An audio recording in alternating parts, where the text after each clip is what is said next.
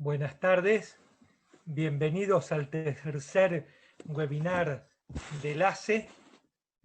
Agradecemos a todos los participantes por sumarse al webinar y al laboratorio Casasco por el auspicio que nos ha brindado.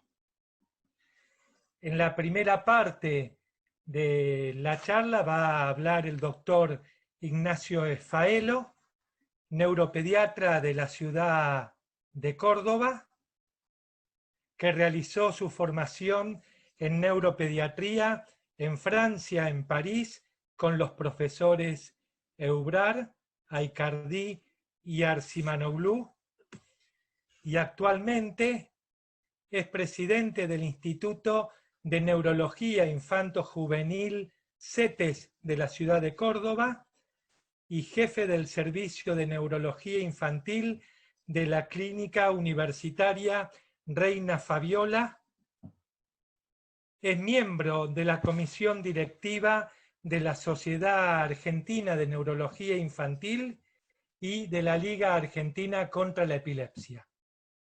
Muy bien, Ignacio.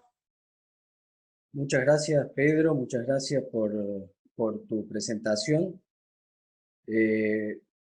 Bueno, yo voy a hablar de la parte neuropediátrica, la parte pediátrica, las epilepsias focales infantiles.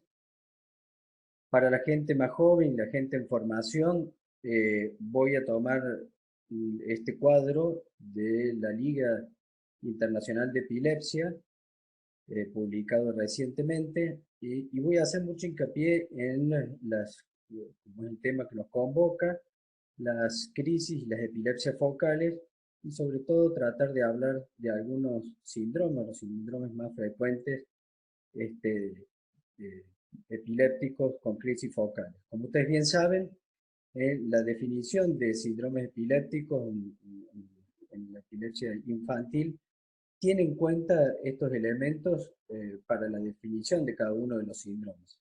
El tipo de crisis, la edad de inicio de las crisis, las causas, la genética, si las crisis son heredadas, qué parte del cerebro está involucrada en las crisis, cuáles pueden ser los factores que las provocan, la severidad o la frecuencia de las crisis, el patrón de crisis según la vigilia o el sueño, en qué momento ocurre, el patrón del electroencefalograma interictal e ictal, los hallazgos imagenológicos como la resonancia y la tomografía computada.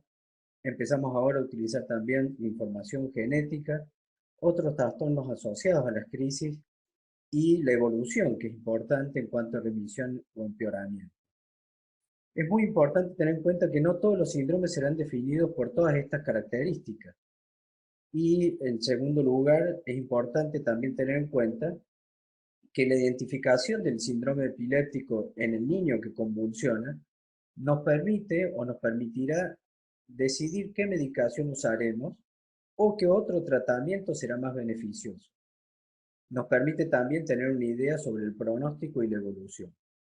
En mi presentación voy a hacer hincapié sobre todo en la epilepsia rolándica de la infancia, que es la que me va a llevar gran parte de la presentación. Diré algunas palabras de la epilepsia occipital, de inicio temprano, síndrome de Panayotopoulos. Hablaré de algo de tratamiento del síndrome de Gastaut, la epilepsia occipital de la infancia tardía, unas palabras sobre la epilepsia focal sintomática y algo sobre focal inmunomediada, dos o tres menciones sobre el Sturge-Weber y la epilepsia focal en la esclerosis tuberosa. Pero insisto, la gran parte de la presentación va a estar centrada en las formas de epilepsias más frecuentes focales de la infancia, como es la epilepsia rolándica y la epilepsia occipital de la infancia, hoy llamadas también autolimitadas.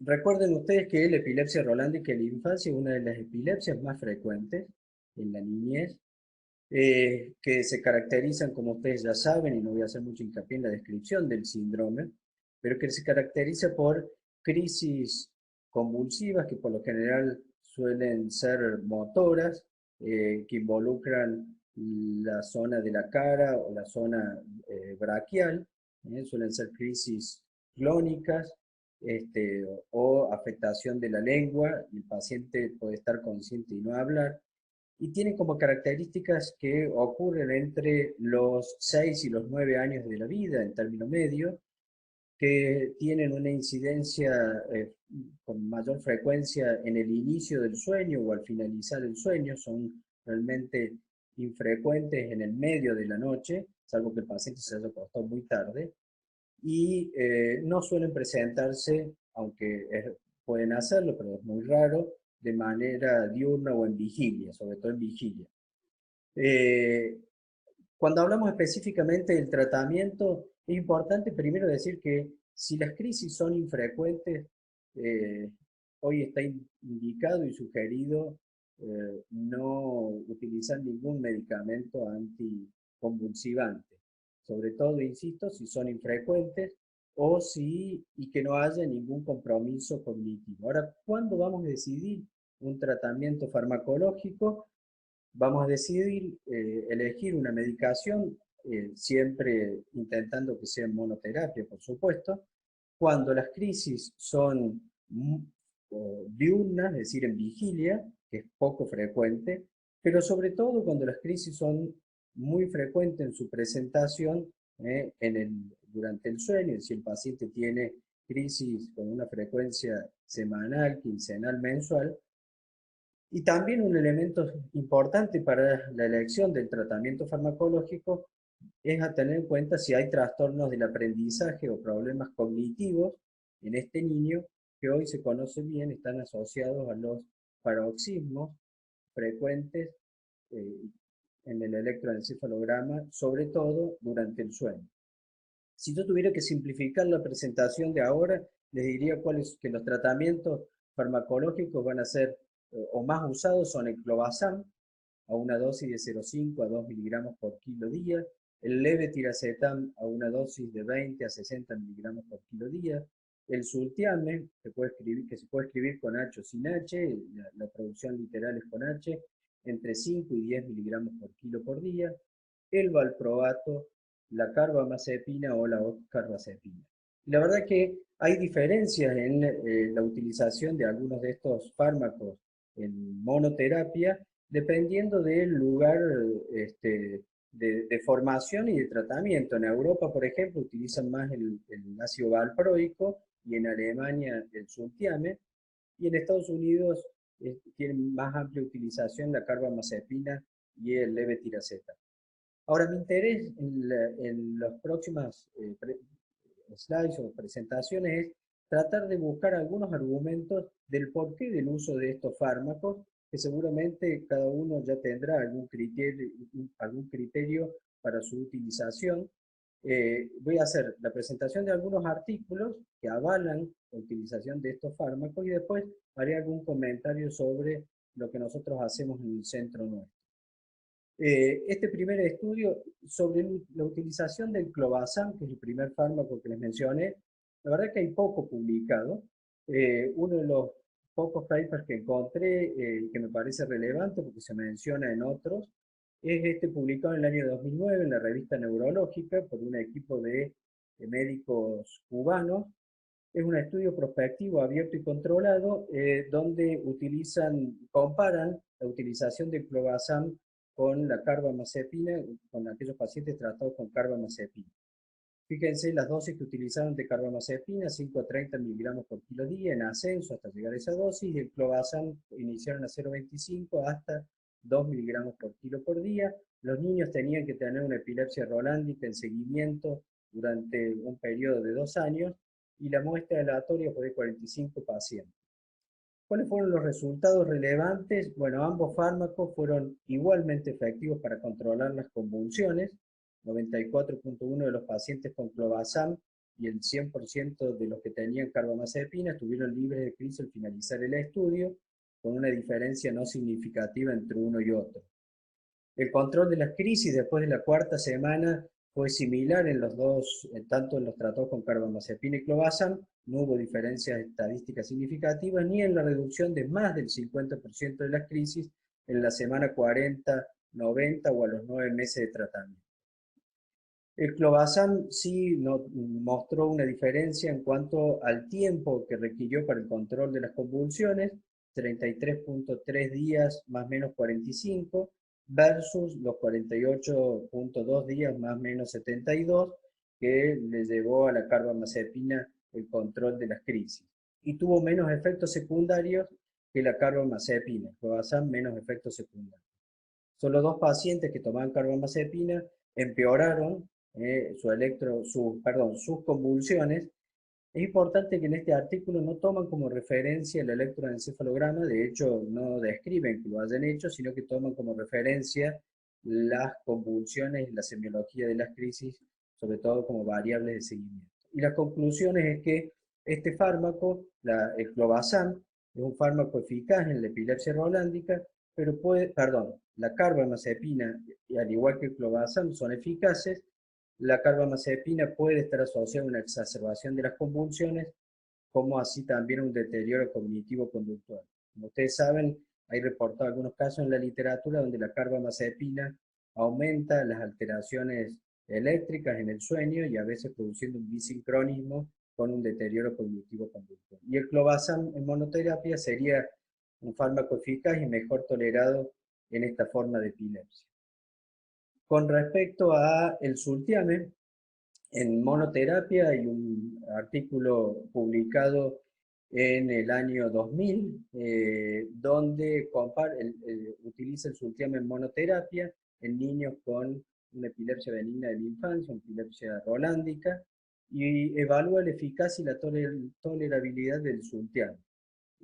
66 pacientes ingresaron al estudio, doble ciego de 6 meses, y fueron asignados al azar para recibir Sultiame a una dosis de 5 miligramos por kilo o placebo. Y fueron elegidos como criterio de inclusión que tenían que tener 2 o más crisis en 6 meses previos a la inclusión, y las edades de 3 a 11 años. Se hicieron varias visitas, la de screening 14 días, 28 días, 3 meses, 6 meses, y se tuvieron en cuenta el diario de crisis, los dosajes, los electroencefalogramas que fueron supervisados de manera ciega, y la variable principal de este estudio fue lo que ellos llamaban la tasa de eventos de fracaso al tratamiento. Este evento fracaso al tratamiento se consideraba o una primera convulsión durante los 7 días, o eventos adversos intolerables, o el desarrollo de otro síndrome epiléptico, o terminación del ensayo por parte de los padres o el paciente. Y la variable secundaria, el electroencefalograma. En este estudio es importante lo que ellos observan electroencefalográficamente. ¿Cuáles fueron los resultados? De los 25 pacientes, los tratados con etosuximida, 81% contra 29% lograron completar el estudio sin eventos de fracaso al tratamiento. Entonces ahí hay una diferencia significativa comparativamente entre los que usaron Sultiame y los que usaron el placebo. Y la mayoría de los eventos de fracaso al tratamiento fueron convulsiones, 4 para los pacientes con Sultiame y 21 para el grupo placebo. Los padres solicitaron la terminación del estudio en pacientes que estaban placebo por frecuencia de crisis. Fíjense este dato que me parece sumamente importante. En los electroencefalogramas que ellos evaluaron, previos en la fase de screening en los pacientes tratados con Sultiame, 26 pacientes previos al inicio del tratamiento en vigilia tenían un electro anormal, y a los 6 meses de estar tratados con Sultiame tuvieron 10 pacientes con electros normales. Del grupo placebo, 27 previo al estudio, electros anormales en vigilia, y solo 5 se normalizaron en el sueño. En los que tenían electros de sueño, 26 tenían electros francamente anormales. De esos 26, 10 normalizaron a los 6 meses, a los 3 meses 10, y de los que estaban en el grupo placebo, solamente de los 30 que iniciaron el estudio con placebo, solamente 6 a los 6 meses normalizaron su electroencefalograma. 11 pacientes tratados con Sultiame tenían un electro de despierto normal, y 10 tenían un electro de dormido normal después de los 6 meses de vida. ¿Cuál es la conclusión del estudio? Es que el Sultiame fue notablemente eficaz en la prevención de convulsiones en pacientes con epilepsia rolándica. y que fue bien tolerado y debe considerarse, concluyen ellos, para el tratamiento de los niños con esta epilepsia. El otro de los estudios que compara la eficacia del levetiracetam en la reducción de las descargas rolándicas, lo compara en función a un grupo con carbamazepina y un grupo con ácido valproico. Ellos, en el grupo de carbamazepina, participaron 89 pacientes, de valproico 72 y 162 pacientes perdón, 162 en total, valproico 72 y carbamazepina 9. Esos pacientes fueron analizados retrospectivamente y el grupo prospectivo fue el de levetiracetam, que fueron 35 pacientes. Observaron el electroencefalograma de manera ciega y lo clasificaron en un electro normal, posterior al tratamiento, respondedor cuando hubo una reducción de más del 50% de las descargas rolándicas, no respondedor cuando hubo una reducción menor al 50% en las descargas rolándicas, y que se exacerbó o empeoró el electroencefalograma si el aumento era mayor, mayor en las descargas, ¿no? Los pacientes tuvieron a los 12 meses de tratamiento libre de crisis solamente el 68.5 con carbamazepina, el 74 con valproico y con levetiracetam el 85. Normalizaron el electroencefalograma 0 con carbamazepina, con valproico 24 y con levetiracetam 42.9. Los respondedores, es decir, que redujeron en más de un 50% la frecuencia de descargas rolándicas, levetiracetam 71, valproico 56. El tiempo para lograr esta respuesta de mejoría en el electroencefalograma fue para la carbamazepina 36.3 días, para el valproico 23 y para el levetiracetam 14.7 días. La dosis que utilizaron de levetiracetam fue de 5.4 a 30 miligramos por kilo por día y no hubo ninguna relación directa entre el dosaje y la normalización del electroencefalograma. Exacerbaron las alteraciones electroencefalográficas, ninguno con valproico y levetiracetam y 8 con carbamazepina. Con respecto a los efectos de un estudio comparativo entre levetiracetam y sultiame en la epilepsia benigna centrotemporal, este es un estudio randomizado controlado. Fíjense que niños de 6 a 12 años enrolaron 44 pacientes con la motrigina a estas dosis, la otra rama, el sultiame, en estas dosis. 12 pacientes salieron del estudio por eventos adversos, de esos 12, 9 estaban tratados con levetiracetam, y siendo el efecto más común la presencia de crisis y eventos adversos conductuales en 2 pacientes y en el sultiame 3 por continuar con crisis. Se evaluaron los electroencefalogramas a la visita 1, 2, 3, y lo que observaron, tengo que ser un poco más rápido porque tengo poco tiempo, es que no hubo diferencias significativas entre el levetiracetam y el sultiame en cuanto a un efecto positivo sobre el electroencefalograma interictal, y en la normalización del electroencefalograma, 27 pacientes en la visita 2 normalizaron su electroencefalograma, de los cuales 8 posteriormente volvieron a ser anormales. En la visita 4, la más tardía, 19 fueron normales de 34 pacientes que continuaron el tratamiento. Si comparativamente vemos el levetiracetam y sultiame, no hay diferencias significativas.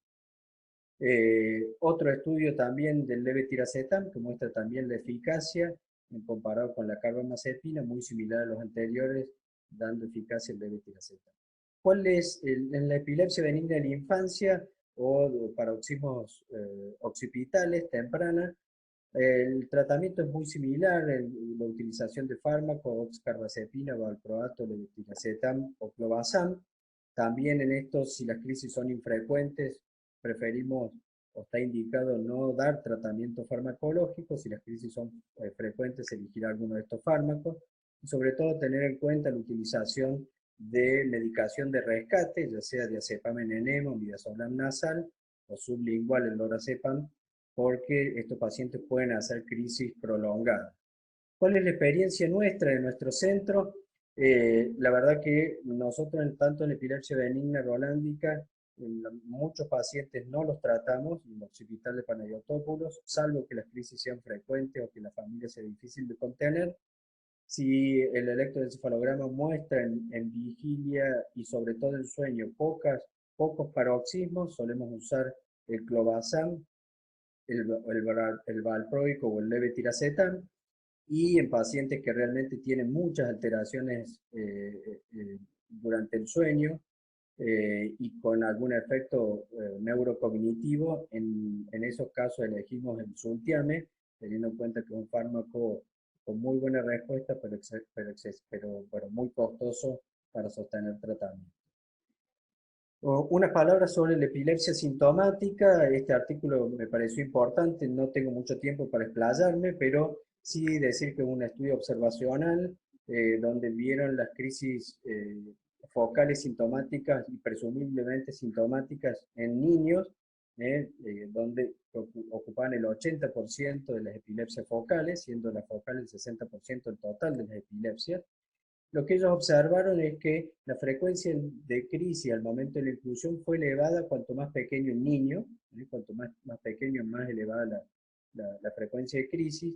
Además, otro elemento de mal pronóstico es si tienen una resonancia magnética anormal, y esto va de la mano, o un examen neurológico anormal o un test cognitivo anormal. Focalizarme solamente en la medicación, algunos datos que me parece importante. Utilizaron monoterapia el 67.2%, logrando control de crisis, y politerapia un 13.9%. Dentro de los fármacos más utilizados, creo que se condice con lo que usamos nosotros: carbamazepina, valproico, levetiracetam, vigabatrina, benzodiazepina, fenobarbital y fenitoína. Otras drogas menos frecuentes, y a tener en cuenta que este análisis estadístico, la mayoría de los niños tratados con monoterapia tenían una epilepsia, fíjense, del lóbulo frontal, 50 de los 174 niños. Los que requerían una politerapia tenían una epilepsia del lóbulo temporal, y aquellos con epilepsia focal posterior o de localización incierta, eran aquellos niños que por ahí tomaban como decisión no ser tratados porque la frecuencia de crisis era muy baja. Dos palabras sobre el Sturge-Weber, que todos conocen: la asociación del angioma vinoso en la cara más un angioma pial, suele dar una epilepsia refractaria. El tratamiento: bajas dosis de aspirina. No hay un verdadero consenso sobre cuál es el medicamento, el fármaco anticonvulsivante de mejor opción. Lo más utilizado es la oxcarbazepina, el levetiracetam y el valproato, a veces en asociación, y muchos de estos pacientes con su epilepsia refractaria terminan en cirugía de la epilepsia. Tienen que ser candidatos bien seleccionados. Con respecto, y para terminar, en la epilepsia focal relacionada a la esclerosis tuberosa, bueno, todo el mundo sabe, ustedes saben que el fármaco de la acción, cuando debutan a edades tempranas, pero también en epilepsia focal de inicio más tardío, es la vigabatrina, porque hay una respuesta preferencial a este fármaco. Pero lo que me parece relevante destacar son algunos artículos que empiezan a sugerir que en aquel paciente con diagnóstico de esclerosis tuberosa, que le realizamos un electroencefalograma y sin haber tenido convulsiones encontramos alteraciones electroencefalográficas, un inicio precoz y previo al inicio de crisis de la vigabatrina, tiene un mejor pronóstico a largo plazo en cuanto a la epilepsia y en cuanto también a la parte cognitiva. Estos estudios, a partir de ahora, hay dos estudios prospectivos en utilización preventiva de vigabatrina que están llevándose a cabo, uno en Estados Unidos y otro en Europa. Tener en cuenta también otro fármaco, el everolimus, que inhibidor de la vía mTOR, que también se ha demostrado que tiene un efecto anticonvulsivante en la enfermedad, y algunos comienzan a publicar algunos papers relacionando el cannabidiol también en el tratamiento de epilepsias refractarias en las epilepsias de niños con esclerosis tuberosa. Les agradezco mucho y bueno, queda abierta la presentación para preguntas. Muy bien, tenemos dos preguntas. Una pregunta es relacionados con el clobazam, la tolerancia a dosis de 2 miligramos por kilo y qué Bien, rango de dosis tenés experiencia de uso en pediatría para las epilepsias autolimitadas de la infancia como monoterapia. bien, Pedro, la verdad que nosotros lo usamos sobre todo cuando las crisis no son muy frecuentes. Nunca usamos dosis como las reportadas en la literatura de 2 miligramos por kilo por día, porque los efectos secundarios son altos de sedación y muchas veces de irritabilidad también. Sobre todo en niños pequeños, hemos tenido pacientes con irritabilidad y la dosis que habitualmente usamos es de 0,5 a 1 miligramo por kilo por día y casi que exclusivamente cuando seleccionamos el clobazam para utilizar en estas formas de epilepsia focal autolimitada, lo usamos a la noche. Lo usamos a la noche donde es el momento donde por lo general es más frecuente la aparición de estas crisis y en aquellos niños más pequeños que duermen siesta, también solemos agregar alguna dosis en el horario de la siesta. Perfecto. Y la segunda pregunta es, en nuestro país, el uso del Sultiame, costo-beneficio, si usarlo como droga de entrada para las epilepsias autolimitadas de la infancia o para aquellas que presentan una evolución atípica con punta y onda continua durante el sueño. Sí, concuerdo con el que hizo la pregunta. Creo que en nuestro país la utilización del sultiame con un costo muy alto para la medicina, solamente lo reservamos para formas atípicas de epilepsia rolándica o aquellas que tienen punta onda continua en el sueño y sobre todo cuando hay en algunos pacientes con deterioro cognitivo, ¿no? En esos pacientes, si hemos probado otro fármaco, yo no lo uso de entrada, por lo general pruebo o valproico o levetiracetam y si la situación no mejora, en ese caso seleccionamos el sultiame. Perfecto. Muy bien.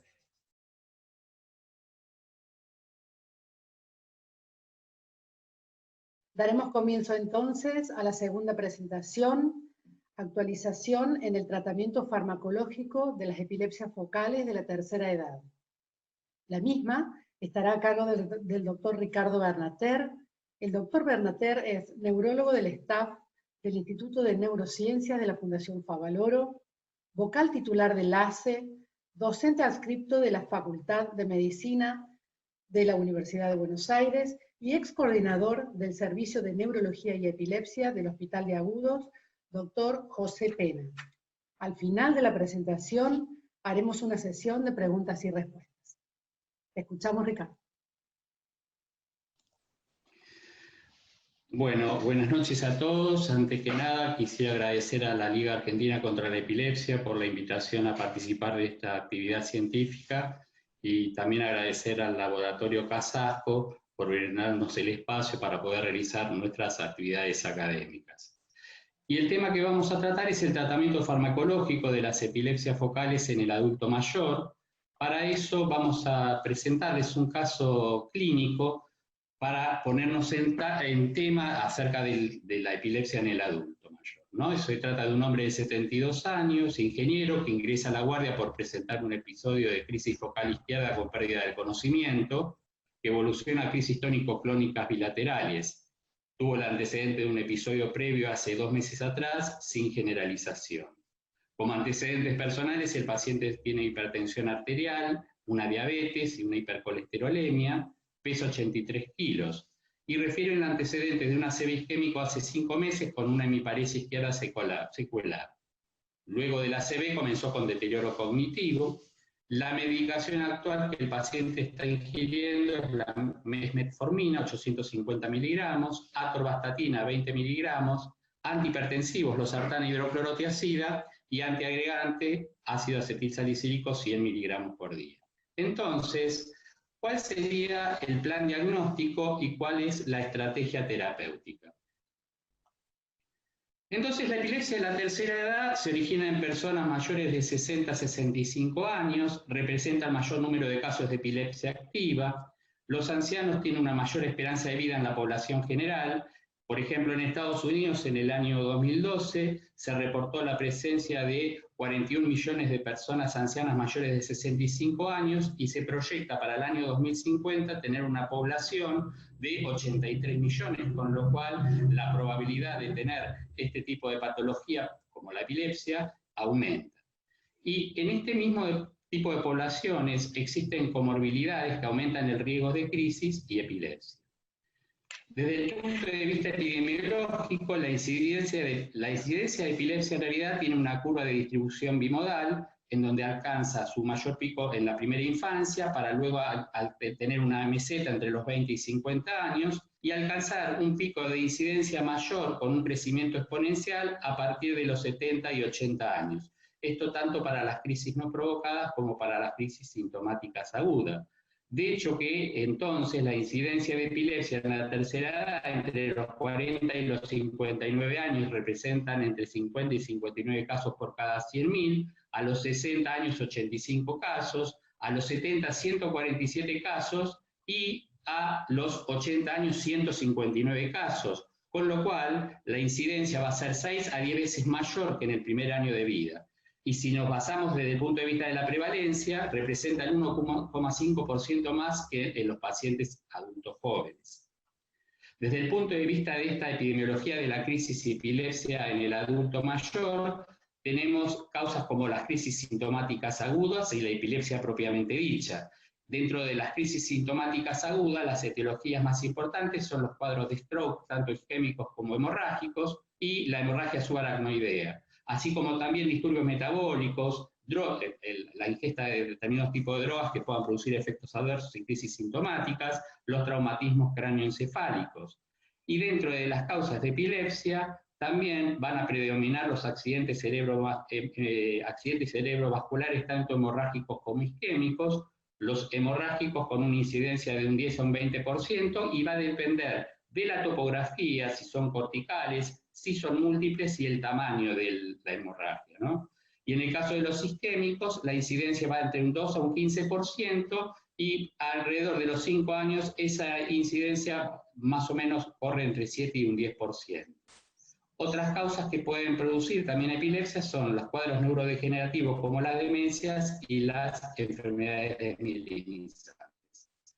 Si nos basamos en este esquema publicado por Sander en Lancet este año, en febrero de 2020, las etiologías de las epilepsias focales en la tercera edad, el 50% responden a los ACV isquémicos, tanto isquémicos como hemorrágicos, en un 50%. Las enfermedades neurodegenerativas representan un 12%, de la cual el mayor porcentaje se lo lleva la enfermedad de Alzheimer. Los traumatismos de cráneo y los trastornos metabólicos entre un 5% y un 6% cada una, y el resto de causa desconocida.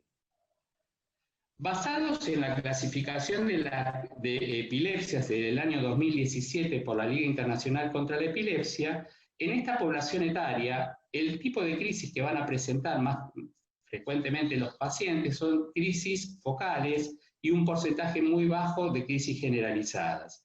El tipo de epilepsia también va a ser una epilepsia focal, básicamente, en menor cuantía la generalizada. Y en relación a la etiología más importante va a ser una etiología estructural, de la cual también es la más frecuente, sin dejar de lado los cuadros infecciosos y el cuadro de la epilepsia de causa inmunológica. Y un dato no menor que sí es muy importante considerar en este tipo de población son las comorbilidades asociadas, habida cuenta de que estos pacientes tienen comorbilidades neurológicas, comorbilidades médicas y comorbilidades psiquiátricas, básicamente como la ansiedad y la depresión. Por lo tanto, la epilepsia en el anciano tiene diferente epidemiología, diferente etiología, cuadro clínico, pronóstico y enfoque farmacológico. El diagnóstico fundamental de este tipo de patología lo hacemos a través de la historia clínica, la neurofisiología por el electroencéfalo, las neuroimágenes a través de resonancia magnética, tomografía computada y video EEG. Y básicamente a través de la historia clínica de poder determinar la característica semiológica de las crisis, que como formas de presentación, el 50 al 70% son crisis focales, en donde se pueden acompañar de alteración de la conciencia. El foco que se observa son más extratemporales, son más del lóbulo frontal y parietal, de predominio de crisis de inicio motor, sensitivas y con estados confusionales, que también se acompañan con fluctuaciones de conciencia en muchas ocasiones, e inclusive con trastornos conductuales, generando el cuadro típico observado muchas veces en el anciano y que pasa desapercibido, que es el estatus epiléptico no convulsivo. Otra de las características que tenemos que tomar en cuenta en esta población es el diagnóstico diferencial. Muchos pacientes se pueden presentar con síndrome confusional, con síndrome delirante, con algunos síntomas de patologías psiquiátricas, y en este sentido, la alteración hidroelectrolítica como la hipocalcemia, la hiponatremia y la hipopotasemia pueden ser los responsables de estos tipos de síntomas, y sin embargo podrían ser confundidos con epilepsia. Y un dato no menor, que muchas veces no se toma mucho en cuenta, se refiere a las RAM, o sea, las reacciones adversas a medicamentos que ocurren en las personas de tercera edad. Básicamente, cuando están medicados con psicofármacos, ya sea con antidepresivos tricíclicos u otros, los más nuevos, los antipsicóticos típicos y atípicos, e inclusive con aquellos fármacos que se utilizan para el tratamiento de la enfermedad de Alzheimer, como los inhibidores de la colinesterasa, como el donepezilo, la galantamina y la ribastigmina. La debilidad, el mareo y la pérdida de conciencia también pueden obedecer a causas cardiovasculares, cerebrovasculares, endocrinológicas o trastornos del sueño, y en algunos eventos que ocurren temblor, diferenciar de cuadros que puedan ser compatibles con eventos paroxísticos no epilépticos, parkinsonismo, temblor inducido por fármacos, drogas de abuso o de causa tóxica. ¿Cuál es el manejo farmacológico que vamos a considerar en este tipo de pacientes? Básicamente tenemos que tener en cuenta 5 consideraciones especiales. Pensar que estas personas presentan un metabolismo hepático lento, que tiene una disminución en las uniones a proteínas, que tienen patologías concomitantes, o sea, comorbilidades asociadas y a su vez tratamientos concomitantes por esas mismas patologías. Y también la compliance en el tratamiento, es decir, que este tipo de población cumplimente con la toma de la medicación. Desde el punto de vista cinético, las drogas antiepilépticas en la tercera edad, desde el punto de vista de la absorción, va a haber una disminución de la misma, un poco dada por atrofia de la mucosa intestinal y otra por disminución del peristaltismo. En relación a la distribución, vamos a tener una disminución de la unión a proteínas, con una disminución de la concentración plasmática de albúmina por parte de las drogas, con lo cual va a llevar a una disminución de la concentración total de las drogas antiepilépticas, por supuesto de aquellas que tengan una alta unión a proteínas plasmáticas. En relación al metabolismo, a la biotransformación, que es otro paso cinético de las drogas antiepilépticas, la disminución del metabolismo hepático y la disminución de la función renal van a llevar consecutivamente a un aumento de la vida media de eliminación de estas drogas con una reducción de sus clearance, con lo cual aumenta la concentración plasmática de estas drogas y conlleva a una toxicidad medicamentosa. Y un dato conocido por la mayoría es que todas estas drogas antiepilépticas a nivel del metabolismo hepático tienen un efecto inductor o inhibidor sobre el metabolismo oxidativo a nivel de la familia del citocromo P450, y vamos a tener que las drogas tradicionales o de primera generación son las que más comúnmente son inductoras. La rufinamida también se puede comportar como inductora, al igual que la eslicarbazepina, que son drogas ya de tercera generación, o efecto inhibidor sobre el citocromo P450, como básicamente es el ácido valproico, la oxcarbazepina y el felbamato. Y otras drogas que no tienen efecto prácticamente sobre el citocromo P450, o un efecto moderado más o menos dependiendo de la dosis, como toda la lista que tenemos acá ubicado tanto en color amarillo como en color celeste. ¿Qué importancia tiene el efecto de la inducción o la inhibición? Es la siguiente. Aquellas drogas que directamente no tienen un efecto inductor o inhibidor, va a tener baja posibilidad de tener interacciones medicamentosas droga-droga, y en este caso vamos a considerar la etosuximida, la lacosamida, el levetiracetam, perampanel, brivaracetam, aquellas drogas cuyo efecto inductor o inhibidor es más o menos moderado, van a tener también una moderada interacción medicamentosa droga-droga con otros fármacos como la lamotrigina, el topiramato, la eslicarbazepina o la rufinamida, y aquellas que tengan un alto efecto inductor enzimático o inhibidor van a justamente tener una alta posibilidad de tener interacciones medicamentosas, y en este caso van a correr perdiendo las drogas de primera generación como la carbamazepina, la fenitoína, el felbamato y el valproato. Desde el punto de vista de las comorbilidades, es un dato muy interesante conocer que el adulto mayor con epilepsia, de comienzo tardío por supuesto, presenta comorbilidades múltiples. Estas comorbilidades están estrechamente interrelacionadas y se dividen básicamente en 6 áreas: comorbilidades farmacológicas, comorbilidad psiquiátrica, comorbilidades psicosociales, cognitivas, de causa subyacente, asociada o no a patología sistémica y sobre todo la comorbilidad psiquiátrica, que cada una a su vez también tienen factores asociados. Es muy interesante observar cómo la comorbilidad psiquiátrica tiene una relación bidireccional con la epilepsia en estos tipos de población, sobre todo a partir de la depresión y la ansiedad, en donde la depresión y la ansiedad, con relación a la población general, tiene un alto porcentaje mayor en este tipo de pacientes. Lo mismo con relación a la comorbilidad cognitiva, habida cuenta de que muchos, por ejemplo, drogas anticonvulsivantes producen un impacto sobre la función cognitiva, como por ejemplo el topiramato, como por ejemplo la zonisamida. O por ejemplo, la comorbilidad farmacológica, habida cuenta de los efectos adversos que tienen estas drogas anticonvulsivantes, que actualmente se las denominan anticrisis, o la hiponatremia mismo, o la polifarmacia por las interacciones medicamentosas. Con lo cual, lo importante de esto es saber que hay que saber optimizar la atención del paciente desde un punto de vista holístico en realidad. ¿Por qué? Porque el tratamiento tiene que estar dirigido en función de la comorbilidad que tenga el paciente adulto mayor y el control de las crisis.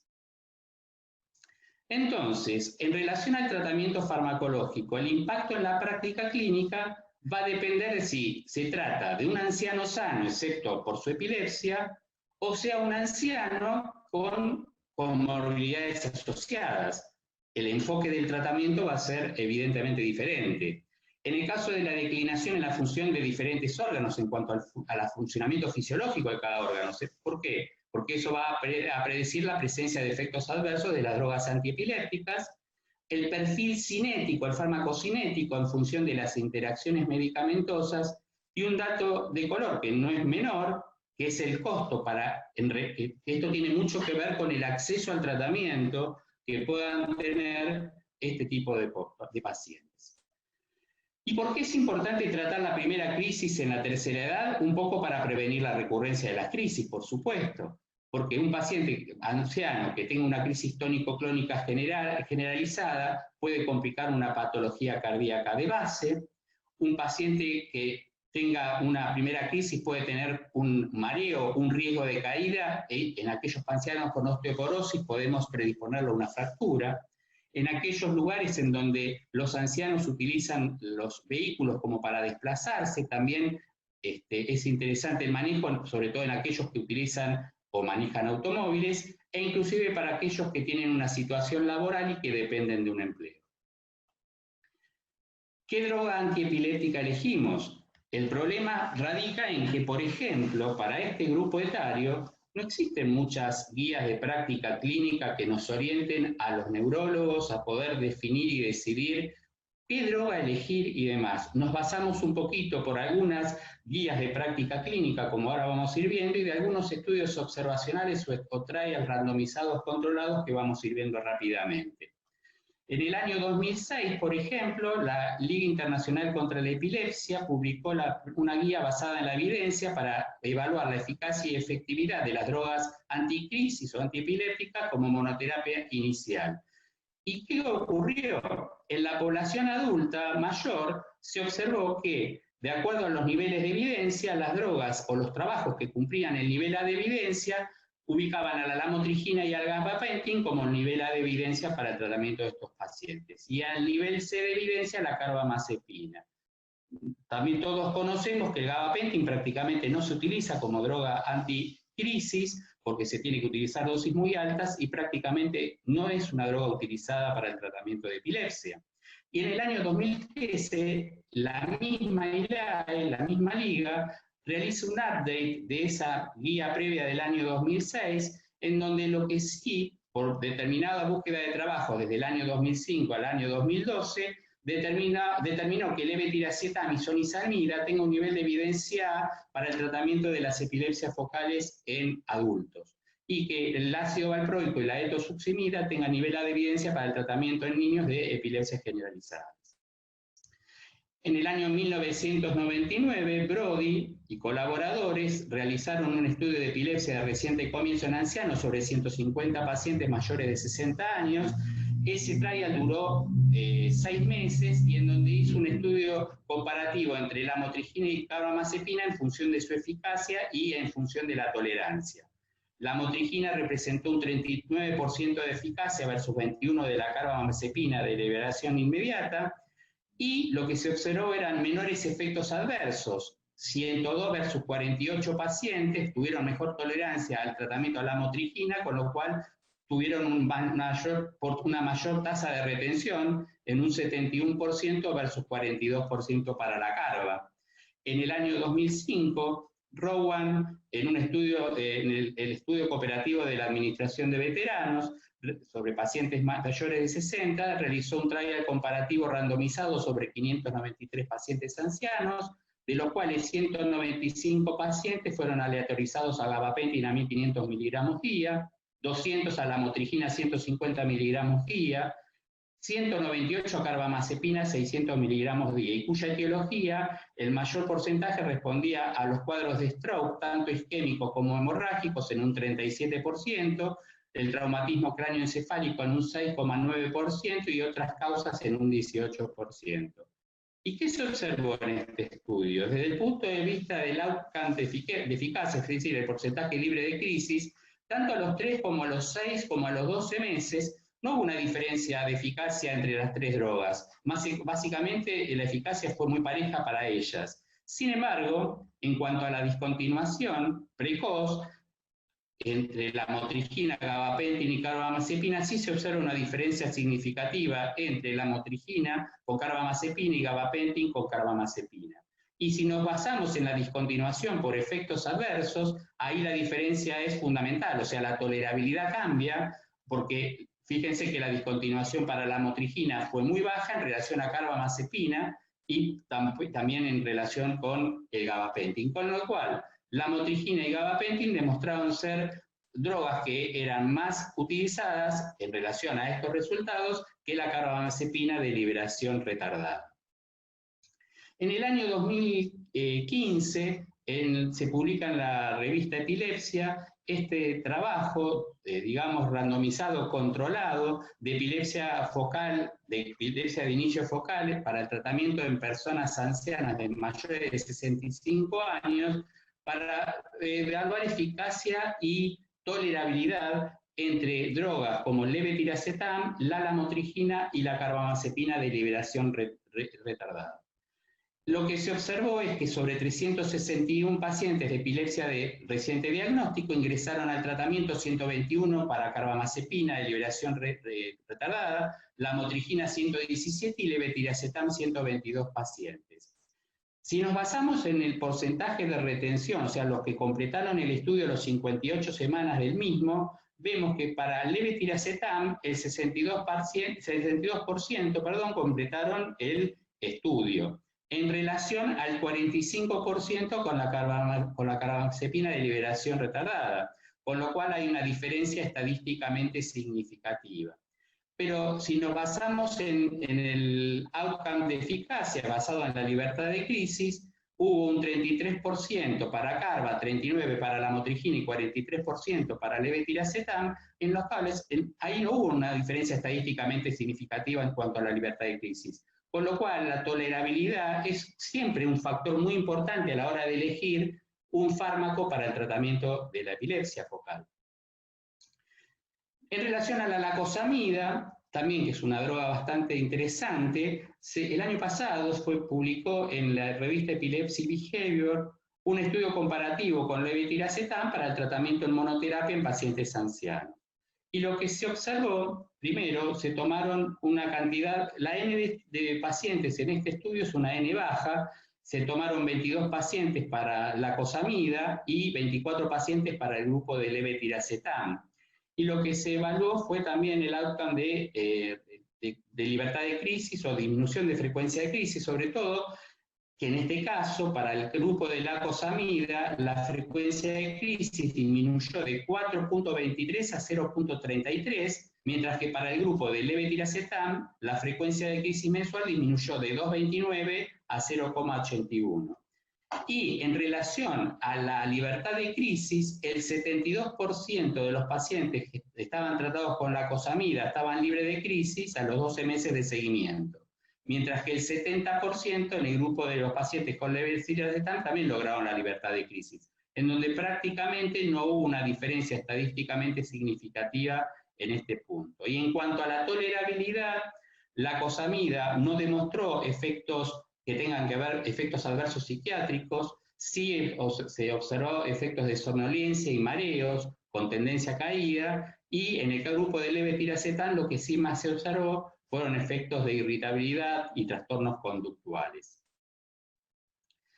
Para ir terminando, el año pasado les quiero mostrar dos metaanálisis, uno que se publicó en mayo del año pasado en la revista Epilepsia, que es un metaanálisis sobre 10 estudios, de los cuales algunos estudios están incluidos en este metaanálisis, de los que yo les presenté hace un ratito atrás.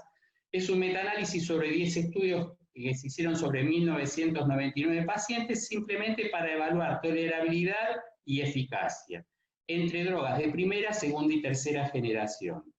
¿Qué pasó en este metaanálisis? En el caso de la tolerabilidad, se observó, por ejemplo, que la motrigina era mejor tolerada que la carbamazepina de liberación controlada, y que el levetiracetam era prácticamente tan tolerable como la motrigina y carbamazepina. También es importante en esta cosa de la tolerabilidad que la lamotrigina tiene un perfil de estabilizador del estado de ánimo y no produce, digamos, irritabilidad, ni trastornos conductuales, ni irritabilidad. Y en cuanto al outcome de eficacia, la lamotrigina resultó ser tan efectiva como la carbamazepina, y el levetiracetam resultó ser un poco mayor que la motrigina, pero sí lo que se observó con levetiracetam en relación a efectos adversos es los efectos adversos psiquiátricos que no se observaron con la lamotrigina. Y en el otro metaanálisis se hizo una revisión sistemática sobre 5 estudios randomizados y controlados sobre 1.425 pacientes, también para evaluar eficacia y seguridad de drogas antiepilépticas, pasando por carbamazepina de liberación inmediata, de liberación retardada, lamotrigina, levetiracetam, la cosamida, difenilidantoin y valproato, y lo que se observó desde el punto de vista de la eficacia, que hubo mayor probabilidad de libertad de crisis a los 6 meses con la cosamida, lamotrigina y levetiracetam, y que la tolerabilidad, ahí igual que pasa con el resto de los estudios ya vistos, es que carbamazepina, tanto de liberación inmediata como de liberación retardada, tuvo, por un lado, un mayor porcentaje de suspensión y de retiro de los pacientes de los estudios en relación a intolerancia o a la presencia de efectos adversos. Esto en relación a la motrigina, levetiracetam y valproato. Y para ir también terminando, una de las drogas que salieron el año pasado, digamos, desde mitad de año, es el brivaracetam, que está muy emparentado con el levetiracetam, y lo que sí rescatamos para recordar acá es que esta es una droga que tiene un mecanismo selectivo también actuando sobre la proteína SB2A, que tiene una alta afinidad entre 15 a 30 veces mayor que el levetiracetam. Con respecto a ventajas, es que tiene un rápido pasaje a nivel del sistema nervioso central porque tiene una buena liposolubilidad y atraviesa rápidamente la barrera hematoencefálica. No requiere ajuste de dosis en el caso de insuficiencia renal, que sí puede requerirlo en el caso de un paciente que esté medicado con levetiracetam. La tasa de eventos psiquiátricos, a diferencia del levetiracetam, es mucho más baja, es una relación 1:3, 1:4, y prácticamente no se observa efectos cognitivos, al igual que el caso del levetiracetam. es una buena droga para el tratamiento también en ancianos. El tema es si el anciano tiene acceso al tratamiento por una cuestión de costos. Por lo tanto, para ir terminando, la droga antiepiléptica elegida para el tratamiento de una epilepsia focal en una persona adulta mayor deberá ser individualizada siempre de acuerdo a su farmacocinética, a la eficacia, a la tolerancia, a la seguridad, a las comorbilidades asociadas que tengan estos pacientes y, por supuesto, al costo en relación al acceso al tratamiento. Y para ir resolviendo el caso clínico, entonces vamos a ir tomando elementos a ver qué droga antiepiléptica vamos a elegir para tratar este tipo de casos. Por un lado, el paciente que nosotros presentamos al principio de la charla toma medicación concomitante y tiene comorbilidades. De las comorbilidades que tiene es hipertensión, diabetes, hipercolesterolemia y deterioro cognitivo. Entonces, recordar en el caso que las drogas como carbamazepina, difenidantoína, o sea, las drogas inductores enzimáticos y el topiramato en dosis mayores de 200 miligramos son inductoras enzimáticas, con lo cual producen interacciones farmacocinéticas. Y acordarse que en el caso de las drogas de primera generación tienen propiedades aterogénicas, en el sentido de que estas drogas aumentan la oxidación de las lipoproteínas de alta densidad, pueden producir aumentos del colesterol, una hipercolesterolemia, aumenta la proteína C reactiva, y entonces en estos casos tenemos que tratar de evitar de utilizar este tipo de fármacos. Y sobre todo el topiramato también, al igual que la zonisamida, tiene efectos sobre la esfera cognitiva. Con lo cual, la decisión terapéutica, ¿cuáles podrían ser las drogas a utilizar? Levetiracetam, lamotrigina, lacosamida. Si el paciente cursara quizás con un cuadro de depresión o un cuadro de ansiedad generalizada y demás, o el paciente presentara un cuadro psiquiátrico asociado a trastornos conductuales, por supuesto la droga que es el levetiracetam no sería de primera elección, usaríamos lamotrigina y lacosamida. Brivaracetam también podría ser una droga a elegir también, pero acordarse que una cuestión de costos a veces puede delimitar el uso de este fármaco. Siempre considerar el acceso al tratamiento medicamentoso, o sea que estos pacientes puedan tener acceso a poder ser utilizados los fármacos y el costo. Para finalizar entonces, la elección de las drogas antiepilépticas para un adulto mayor es totalmente diferente que para un paciente joven, debido a que nosotros debemos siempre considerar las comorbilidades asociadas que tengan los pacientes de la tercera edad, pensar en los efectos adversos de las drogas antiepilépticas, monoterapia, siempre cuando tenemos que comenzar un tratamiento en estos tipos de pacientes se debe comenzar con un solo fármaco en la dosis la más baja posible para probar tolerancia e ir aumentando. Si llegamos a una dosis que quizás es una dosis baja, pero al paciente le sirve y anda, hacemos un stop ahí y paramos y mantenemos el tratamiento con esa dosis. La titulación debe ser siempre lentamente. Y en pos a los efectos adversos descritos, las drogas antiepilépticas nuevas en la tercera edad sería lo más recomendable. Muchas gracias por su atención. Muchas gracias, Ricardo. Bueno, Ricardo, te cuento algunas de las preguntas que recibí. Una es, ¿qué edad elegiríamos para un adulto mayor con epilepsia focal y que presenta insuficiencia renal crónica? Bueno, está buena la pregunta. La insuficiencia renal crónica también es una comorbilidad, con lo cual siempre entonces es importante que todas aquellas drogas que no se eliminen por vía renal, no utilizarlas como primera elección. O sea, no usaríamos, por ejemplo, levetiracetam en ese caso, porque se elimina por vía renal, no usaríamos brivaracetam, y sí utilizaríamos otro tipo de drogas que tendrían más metabolismo hepática, como la lamotrigina, la carbamazepina y demás. Bien. Otra pregunta es, ya sabemos que hay cambios metabólicos en los ancianos y que en virtud de lo cual aumentan los eventos adversos, o sea, es esperable que aumenten eventos adversos dosis dependientes. Y la pregunta es si también has visto un aumento en los eventos adversos idiosincráticos en este grupo etario. Los eventos adversos idiosincráticos en realidad, como todos conocemos, son reacciones inesperadas, o sea, que drogas que tengan, drogas anticrisis que tengan más que todo una estructura aromática, ¿no es así? O sea que las drogas de primera generación, como carbamazepina, difenilidantoína, fenobarbital, primidona, son las más características. A pesar de eso, otras drogas nuevas de segunda generación también se han observado efectos adversos idiosincráticos tipo rash, tipo DRES y demás, como levetiracetam. Por eso, generalmente, cuando uno decide usar un tratamiento, más allá que esta población etaria es una población en donde su metabolismo está, digamos, disminuido y demás, siempre la titulación y el comienzo de las dosis deben ser dosis bajas e ir probando despacito para ver cómo el paciente va respondiendo, un poco por la tolerancia y otra cosa para evitar la presencia de esos efectos adversos. Perfecto. Otra pregunta es, en las epilepsias focales en ancianos, ¿tenemos guías que hablen del uso de la lacosamida y en qué dosis? En realidad no existe una guía específica de práctica clínica que nos hable de la lacosamida, porque es una droga que, digamos, en la Argentina la tenemos hace unos años, pero no está establecida una guía de práctica que nos diga la lacosamida es útil o no.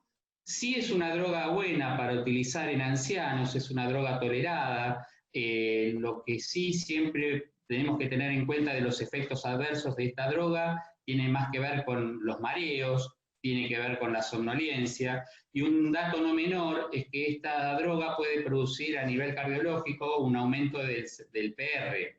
Entonces, lo que aconsejo, o por lo menos lo que habitualmente hago yo, es antes de decidir la indicación de la lacosamida, es hacer una evaluación cardiológica y un electrocardiograma para ver si el paciente no tiene alguna patología que tenga que ver con algún bloqueo auriculoventricular y que pueda estar exacerbado con el uso de esta droga. Y las dosis, como preguntaba Flavia vos, generalmente el mismo criterio. Nosotros sabemos que la lacosamida podemos utilizar hasta un rango de 400 y 600 miligramos día. En este caso, en los pacientes ancianos, las dosis con 200 miligramos por día pueden andar muy bien en su control. Bueno, te voy haciendo la última. Han llegado muchas preguntas, pero te hago alguna más como para redondear tu charla y después vamos a dar lugar a un panelcito donde esté también Ignacio para que pueda responder algunas preguntas que quedaron de su charla. Sí. Esto ya lo comentaste, esta pregunta entró antes de que vos terminaras tu charla, pero bueno, un poco para reforzar.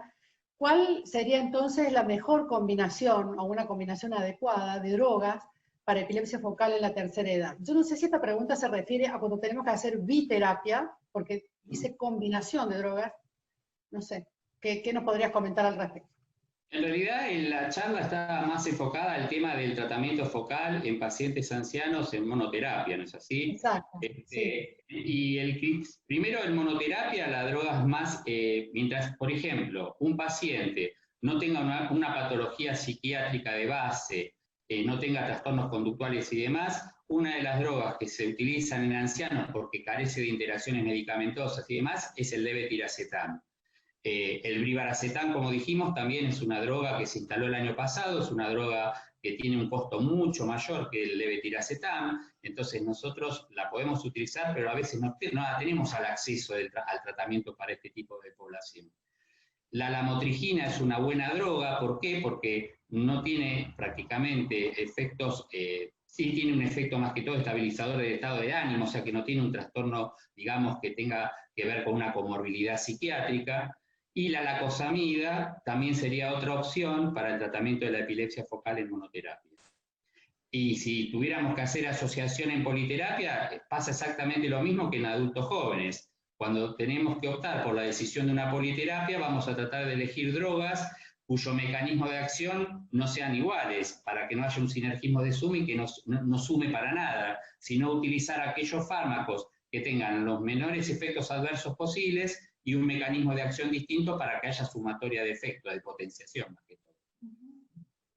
Ahora, bueno, vamos a habilitar la cámara al doctor Pedro Cacha y al doctor Faelo para que puedan responder algunas preguntas para él. Muy bien. Una pregunta para Ignacio. En esclerosis tuberosa, el uso del everolimus para el tratamiento de la epilepsia como antiepiléptico. Sí, Pedro, tal vez en la presentación, bien la pregunta, porque tal vez no quedó claro en la presentación. Nosotros en Argentina no tenemos la aprobación de ANMAT para la utilización del everolimus en epilepsia todavía. Sí tenemos la autorización cuando el paciente con esclerosis tuberosa tiene un tumor un astrocitoma de células gigantes en crecimiento. Ahí tenemos autorización, y en mayores de 15 años que tengan también como lesión una angiomiolipomatosis, ellos también tienen la autorización para el everolimus. En Estados Unidos la FDA lo aprobó en abril del 2018 a la utilización del everolimus para pacientes mayores de 2 años con epilepsia focal. Es decir que probablemente si la FDA lo ha aprobado, podamos tenerlo nosotros en Argentina en los próximos tiempos. Bien. Y otra pregunta también relacionada con esclerosis tuberosa, con el uso de la dieta cetogénica como tratamiento. Sí, yo no hablé de otros tratamientos porque el foco de la charla era la utilización de medicación anticonvulsivante, pero a ver, se puede utilizar. La verdad que no son los pacientes mejor candidatos de respuesta a la dieta cetogénica, pero cuando un niño con esclerosis tuberosa tiene una epilepsia refractaria, obviamente que una de las alternativas es utilizarla, y ver si hay respuesta terapéutica, ¿no? Digamos, es una alternativa en la epilepsia refractaria en estos pacientes. Muy bien. Ya con esto las preguntas estarían cerradas. No sé si tenemos tiempo. A ver, una más. En realidad no se refiere, Ricardo, tanto a tu charla en particular, pero preguntan, por ejemplo, en caso de síndrome confusional en un anciano, o sea, sí lo mencionaste en tu charla, digo, no se refiere a los fármacos, ¿no? Pero en caso de síndrome confusional, la pregunta es si a todos los pacientes que lo presentan deberíamos hacerle un electroencefalograma. Claro, es decir, está buena la pregunta porque muchas veces los pacientes que presentan síndrome confusional, más allá que puede ser de diferentes tipos de causas, el registro electroencefalográfico es útil para determinar si ese síntoma no es una forma de manifestación de estatus no convulsivo. Y el estatus no convulsivo requiere un tratamiento farmacológico, y esto a veces nos hace hincapié el uso del electroencefalograma para poder hacer el diagnóstico. Sí, claro. Okay. A ver, veo si hay alguna pregunta nueva. Alguien que preguntó ya 2 veces, en cuanto a la necesidad de hacer dosajes, Ricardo, si hay digamos, tenemos alguna guía diferente con respecto a los adultos más jóvenes, ¿cada cuánto haces dosajes? ¿En qué drogas? En reglas generales, la guía de monitoreo plasmático que se publicó en el año 2008 en la Liga Internacional, el grupo de la Liga Internacional, establece determinados criterios para los dosajes. En realidad, nosotros en ancianos, yo personalmente, si un paciente anciano, ante el tratamiento farmacológico indicado, tiene, digamos, control de crisis, yo no le pido un dosaje plasmático. ¿Está bien? ¿Por qué? Porque el paciente, ante la droga que yo le estoy instaurando, el paciente clínicamente viene controlando. Si uno sospechara de que el paciente no tiene una buena compliance del tratamiento, no cumple con las indicaciones dadas, etcétera, etcétera, o si está con algún medicamento o un tratamiento concomitante que me hace sospechar a mí que quizás la droga anticonvulsivante está disminuida, por ahí le pediría. Pero no, en ancianos, en reglas generales, si los pacientes tienen, vos pensás que En monoterapia, los pacientes de tercera edad generalmente tienen entre un 70 a un 85, 90% de respuesta positiva a un solo fármaco, con lo cual es muy raro que se le pida un dosaje plasmático a una persona mayor. Pedro, no sé si hay preguntas para Ignacio, si no, por ahí No podría tengo hacerle una ninguna más. pregunta. Este era el resumen de las preguntas más importantes. Ok. Disculpame, no te entendí. ¿Vos vas a hacer un resumen? No. Que las preguntas hechas importantes. Bueno, no estoy escuchando bien. Se me entrecorta el audio. Dice Pedro que fueron las preguntas más importantes las que Ok. hicieron, así que con eso estaría. Ok, con eso estaríamos. Y quedaría entonces solamente agradecerles a los oradores, doctor Ignacio, Rafaelo, Ricardo Bernater, y al moderador de la sesión anterior, doctor Pedro Caccia. También al ACE, por supuesto, y al Laboratorio Casasco, que facilitó este webinar. Muchas gracias Gracias a a todos. todos. Muchas Gracias Flavia, gracias. gracias Ricardo por compartir la presentación. Un abrazo No, grande. para mí también es un placer y gracias a toda la concurrencia por asistir al webinar del ACE. Exactamente, gracias.